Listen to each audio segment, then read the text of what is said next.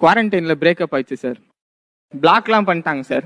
ஏன் தெரியல, செட் ஆகாது, இதுக்கு மேலே பேச வேணாம், எனக்கு வீட்டில் அப்பா அம்மா கூட இருக்கதே நல்லா இருக்கு, வேணாம் நீ போயிடு அப்படின்னு சொல்லிட்டாங்க சார்.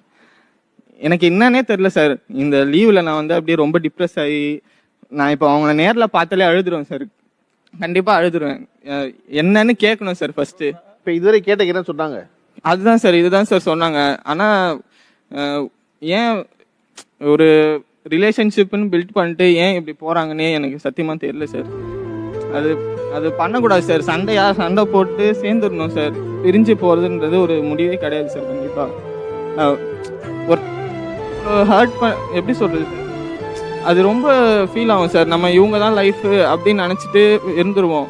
ஈஸியாக மூவ் ஆன் ஆகிடு அப்படின்னு சொல்லுவாங்க சார். ஆனால் அதெல்லாம் ஆக முடியாது சார். கண்டிப்பாக ஒரு பொண்ணு லவ்னு அந்த வார்த்தை கேட்டாலே அந்த பொண்ணு முகம் தான் சார் ஞாபகம் வரும். நான் இப்போ கூட வெளியே வந்து நான் ஜாலியாக இருக்கேன், தேவையில்லை அப்படின்னு சொல்லிட்டு நடிக்கிற மாதிரி வேணா இருக்கலாம் சார். ஆனால் உள்ளுக்குள்ள வந்து நான் ரொம்ப மிஸ் பண்ணுறேன் சார். எல்லா விஷயத்துலையும் இப்படி இருந்தால் இப்படி இருந்திருக்குமே, அவர் இருந்தால் இப்படி கேட்டிருப்பாளே, இப்படி பேசியிருப்பாளே, இப்படிலாம் இருந்திருக்கலாமே அப்படின்ற ஒரு ஏக்கம் இருக்கு சார். நான் இந்த ஒரு 2 வருஷமா 2 வருஷம் 2 மாசமா லவ் பண்ணோம் சார். 2 வருஷம் 2 மாசம்ங்கிறது இருக்கு இல்லையா, அது வந்து கடந்த மார்ச் வரை இங்க உள்ள கணக்கு. ஆமா சார், மார்ச் வரைக்கும் உள்ள. அதுக்கப்புறம் உள்ள 6 மாசம் கணக்குல எடுத்துக்கல சார்.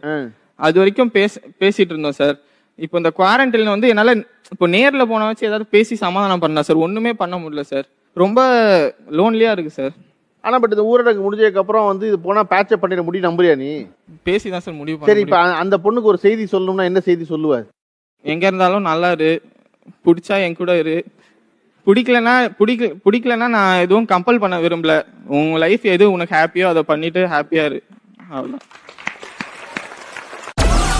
Download Moj.